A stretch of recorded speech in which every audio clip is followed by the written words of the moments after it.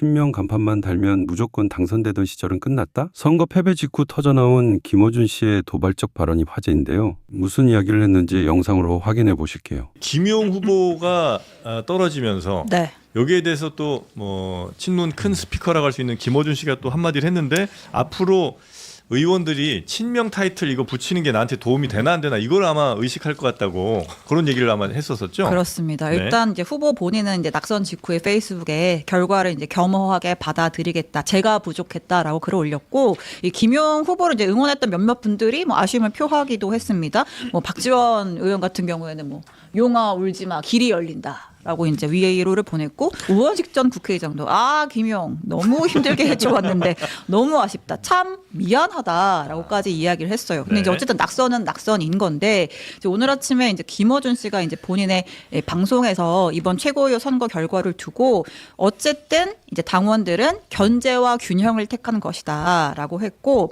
이제 김용의 탈락을 보면서 민주당 의원들에게 보내진 메시지가 예사롭지 않을 것이다. 친명이라고 내세우는 게 자기 정치, 자기의 당선에 도움이 되냐를 의원들이 이제 따지기 시작할 것이다. 이렇게 이야기를 했습니다. 김용 후보 탈락은 개인적으로 김용 후보 개인으로는 굉장히 받아들이기 힘들 거라고 봅니다. 근데 동시에 민주당 의원들에게 전해질 메시지도 무척 예사롭지 않을 거예요. 친명이라고 내세우는 것이 자기 정치에 자기 당선에 도움이 되나? 의원들이 이제 따지기 시작할 거란 말이죠. 곧 총선이 있으니까. 자기 선거가 다가오니까. 네.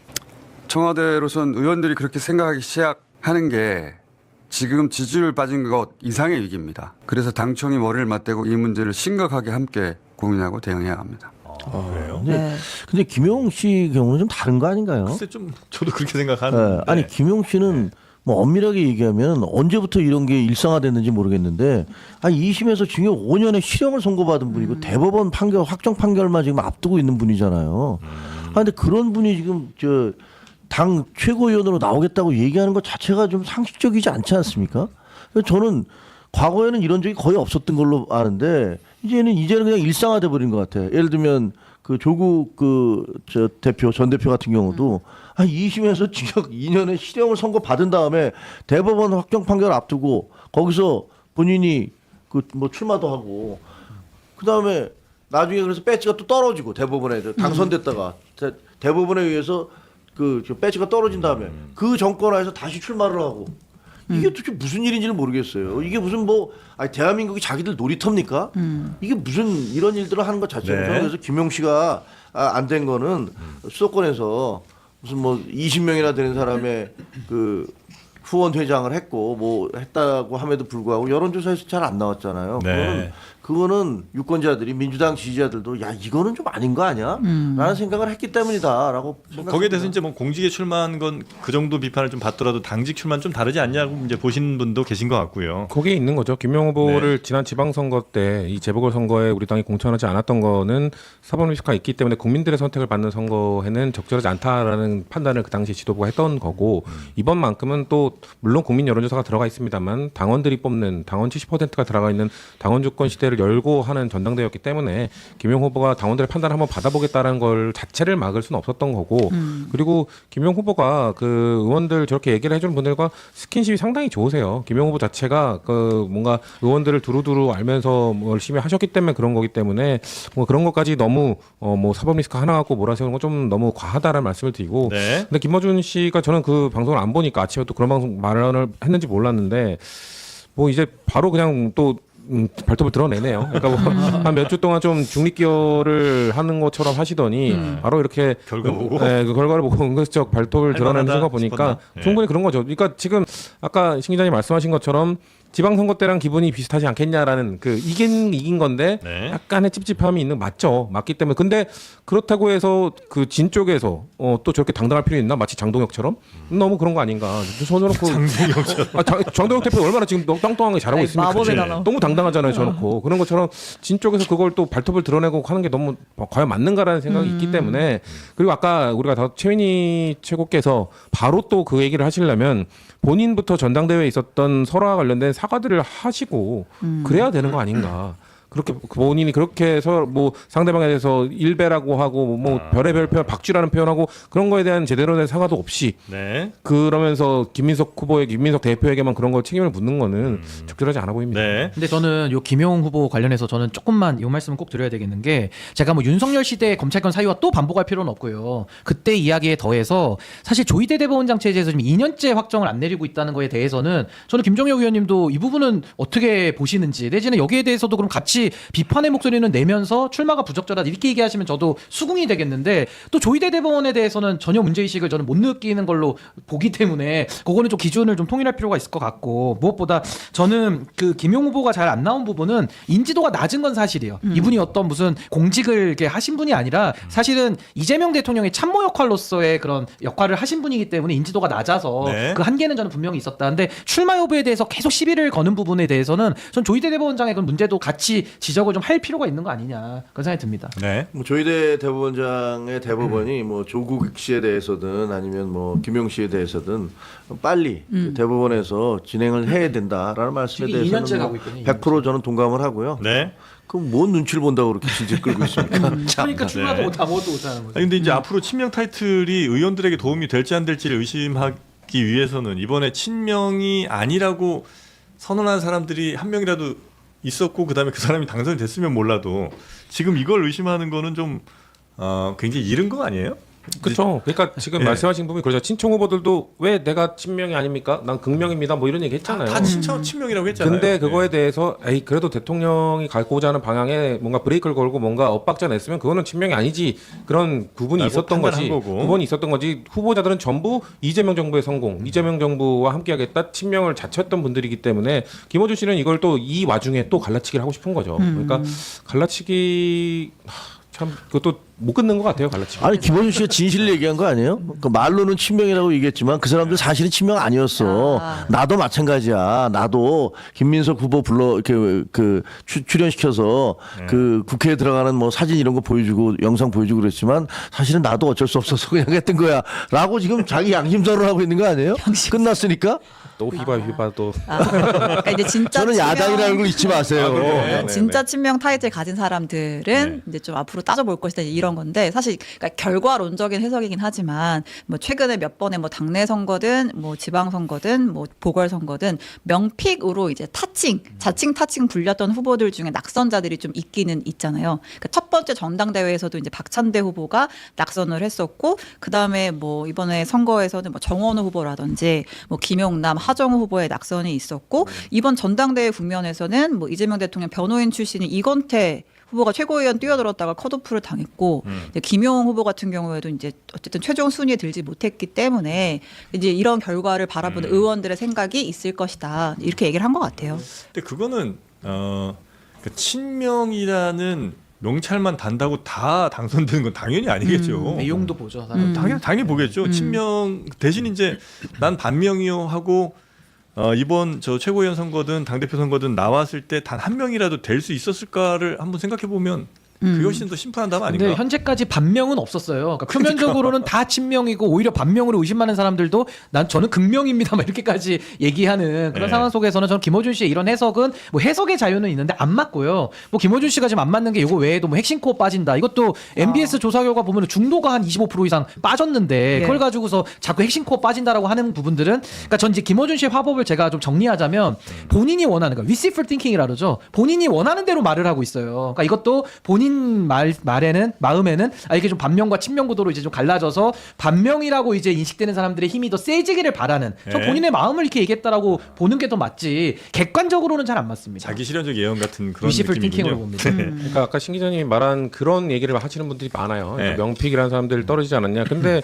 뭐 예를 들면 부산 북구가 하정우 수석 같은 경우는 그 선거에서 키워드가 친명이 아니었죠. 오빠, 뭐 한동훈 뭐 이런 키워드들이 사실 작동을 했던 거고 김영남 후보도 친명이란 키워드로 승부를 볼 수는 없는 상황이었죠. 왜 조국이란 키워드가 사실상 평택을 선거를 지배하고 있었기 때문에 네. 그렇기 때문에 그거에 친명으로 내세운 사람들이 졌다라는 예시로 삼기에는 되게 상징적인 선거이긴 했고 네. 타격을 받은 선거이긴 했습니다만 적절하지 않다. 그렇게 네. 결국 그냥 변호사님께 말씀하신 것처럼 지금 김어준 씨는 슬슬 이 시동 부렁부렁 하고 있는 겁니다. 이거 친명 아니고 다른 반대쪽 갈라치기 해가지고 이쪽 사람들 목소리 거리가 좀 더 커졌으면 좋겠다. 그래서 결국 또 조국 혁신당과 합당했으면 좋겠다. 그래서 친문 세력들이 돌아왔으면 좋겠다라는 그 본인의 네. 아까 그 영어 있는데 아무튼 그거 Wishful 그런 거를 thinking. 하는 것 같다. 네. 네. 근데 네. 그렇게 하면 전혀 그 뭐라고 제가 자꾸 그 김어준 씨 흔드는 거예요? 흔드는 것 같아서 굉장히 불편하거든요. 별로 좋아하지 않는데 근데 그냥 논리적으로만 따지면 네. 그런 생각도 들잖아요. 내년 1년 8개월, 9개월 뒤에 총선 때 과연 사람들이 나서서 저 친명입니다. 지난번 선거 때는 그랬었잖아요. 네. 당 대표 이재명 대표의 와 찍은 사진들 계속 걸고 그러면서 그걸로 이제 득표를 하려고 했는데 1년 8개월 뒤에 총선에서도 그런 일들이 벌어질까라고 생각을 하면 사실 저는 이번 선거 결과를 보면서는 약간 대통령의 아킬레스건 같은 취약점 같은 것들이 드러났기 때문에 이런 상황이 계속된다면은 1년 10개월 다음에 총선에서 그러기가 쉽지 않겠다라는 느낌을 받아요. 대통령 지지율이 어떻게 나오느냐에 따라 그러니까 달려있는 지지율이 거죠. 중요한 근데 김어준 씨는 본인과 유시민 작가가 계속 얘기했던 민주당이 대통령이 말하는 중도 실용으로 가면 안 된다. 여기에 힘을 싣고 싶은 거거든요. 그렇죠. 아까 신 변호사님 말씀하신 것처럼 지금 중도가 확 빠지고 있단 말이에요. 중도가 더 크게 빠지고 있기 때문에 1년 8개월 동안 그들을 잡으러 가고 중도 실용으로 다시 돌아서서 그들을 잡아오면 1년 8개월 뒤 총선 때 당연히 대통령이 추구했던 거 중도 실용으로 확장이 되고 지지율이 올라갔으면 당연히 친명 내세울 수 있는 거죠. 근데 계속해서 중도 실용 가는 거 막고 누군가가 계속해서 뭔가 우리는 진보 고집해야 된다고 얘기를 하면은 계속 또 흔들흔들할 수도 있는 거죠. 결국 그 노선 투쟁을 우리가 얼마나 세게 하느냐, 그래서 그 목소리를 얼마나 꺾어내고 중도 실용을 달성하느냐에 전 총선이 달려 있는 거지 친명이다 아니다는 혹시 그렇게 그 노선 투쟁 강해지면 뭐 어떤 분들은 이제 그런 예상도 하잖아요. 몇몇 의원들이 빠져나와서 뭐 조국혁신당과 그러니까 뜻 맞는 사람들과 합당을 해서 20석을 넘기는 그런 상황도 혹시 가능성이 좀 있다고 보세요? 뭐 나가실 분들은 나가시라. 네, 저는 글쎄 뭐 그렇게 나갈 사람이 많지 않을 거라고 보고요. 조국 혁신당도 지금 그 안에서도 지금 반으로 갈려 있다고 하잖아요. 예. 민주당과 합쳐야 된다, 아니다 자강으로 가야 된다. 그들도 정리가 안 되고 있는 상황에서 예. 글쎄요, 굳이 우리 중에 누가 빠져나가서 조국 혁신당과 당을 만들면 어떡하지? 그라는 걱정은 저희가 할 건 아닌 것 같아요. 아니 근데 그거는 과거 네. 사례를 놓고 봐도 뭐 이낙연 전 대표나 홍영표 전 원내대표나 이런 분들 본인 총선 공천 못 받으면 그냥 나가잖아요. 그러니까 그거는 뭐 분당까지는 아니더라도 일부 탈당은 늘 있었던 거니까 그 정도로 이해해서 그분들이 그럼 어딜 가겠어요? 조국 혁신당 가는 거죠. 그러니까 그거는 충분히 예상이 되는 하나의 그냥 장면일 뿐이고 이게 대통령 단임자에서 대통령의 지지율이 떨어지면 대통령 사진 쓰라고 해도 안 씁니다. 정치인들은. 그러니까 그건 너무나도 당연한 네. 현상인데 지금 우리가 문제의식을 갖는 건 뭐냐면 잘하고 있는 정부를 흔들어서 지지율을 떨어뜨리고 있는 거거든요. 그것도 내부에서 이재명 정부 성공을 걸고 성공을 원한다고 하면서 본인들의 자아 실현을 통해 가지고 이재명 정부의 지지율을 떨어뜨리면서 이제 와서는 뭐 우리들의 말이 맞았다 이런 식으로 가니까 네. 저는 뭐 어물전에서 썩은 내 맡고 싶어하는 사람들 있겠지만 아하. 어물전에서는 생선 냄새가 나는 게 맞는 거고 왜 거기서 썩은 냄새가 나야 되겠습니까? 그러니까 저는 그분들의 희망사항과는 별개로 네. 전 이재명 정부가 이제 새로운 지도부와 함께 호흡 맞춰서 잘 해 나간다면 네. 김어준 씨가 바라는 대로 저는 결코 되진 않을 것이다. 전 그렇게 봅니다. 충격적인 거는 김용 후보의 최고위원 입성이 안 됐으니까 앞으로 친명을 내세우는 의원이 총선이 없을 거다라고 하는 놀라운 발언을 했단 선거에 말이에요. 불리해진다. 아니 요번에 저 친청계는 아예 3명으로 정해서 나온 거고 저 친명계는 뭐 8명, 10명 나왔다가 나중에 5명으로 한 거였잖아요. 네. 결국 숫자로 표가 분산된 산수의 문제였지 이게 어떻게 무슨 정치적 해석이 필요한 문제예요. 그냥 산수를 갖다가 자꾸 양자역학으로 풀려고 하니까 이상한 결론이 나오는 건데요. 예. 그냥 표가 그러면 저 친명계에서도 박선원, 서미와 김용만 나왔으면 과연 달랐죠. 달랐을 왜냐면 거 아닙니까? 표준 계산이 나왔는데 뒤집혔죠. 예. 투표 다 끝나고 마지막 날 대의원 투표만 남은 상황에서 김용호 임미애 두 분이 좀 뒤늦게 사퇴한 것이 김용호 후보의 패인의 요인이지 어떻게 저 친명계를 내세웠다 대통령을 내세웠다고 해서 선거 졌다라고 하는 이상한 논리를 펼치는지 저는 이해하기가 좀 어려워요. 그 하수장한테도 그 같은 내용 지금 김원준 씨 발언에 대한 반응 좀 듣고 싶어요. 일단 저 발언 자체는 이번 선거에 한해서는 사실관계가 다르죠. 뭐 실제로 친명 타이틀을 안 내걸었던 후보가 저는 없었다고 생각을 하거든요. 그게 뭐 정청래 후보든 김민석 신임 당대표든 아니면 그 팀을 이룬 분들이든 다 친명을 내걸고 했지 않습니까? 그래서 저렇게 얘기하는 건 사실관계에 안 맞고 예. 두 번째로는 이제 그러니까 이런 얘기들이 고리타분한 게 그러니까 경우에 따라서는 친명을 내세우는 것이 유리할 때도 있고 경우에 따라서는 불리할 때도 있는 거지. 그게 진영 논리로 자꾸 얘기하니까 그래요. 대통령 지지율이 높아지고 국민의 사랑을 받으면 친명이라고 하는 사람들이 당연히 같이 유리해지는 거고 본인들이 지금 그렇게 필패론 펼치는 것처럼 대통령 지지율이 안 좋고 국민들의 미움을 받으면 친명이라고 내세우면 같이 불리해지는 거죠. 예. 그게 정당 정치잖아요. 그걸 가지고 뭐 마치 한 절대 진리라도 되는 것처럼 앞으로는 친명을 내세우면 선거에서 불리하다. 이 얘기는 뭐냐면 정부 망할 거란 얘기예요. 정부가 망하면은 이 얘기가 맞아지는 거고 그러네요. 정부가 잘 되면 이 얘기는 틀린 얘기가 되는 거죠. 네. 정치라는 건 원래 생물 아닙니까? 그래서 친명이라는 타이틀을 걸고도 선거에서 유리하게 만들어야 하는 것이 어떤 이 진영에 있는 사람들이 기본 논조여야 하는 거지. 앞으로는 친명 타이틀 걸면 불리해진다라는 것은 별로 바람직한 얘기는 사실 아니라고 저는 예. 봐요.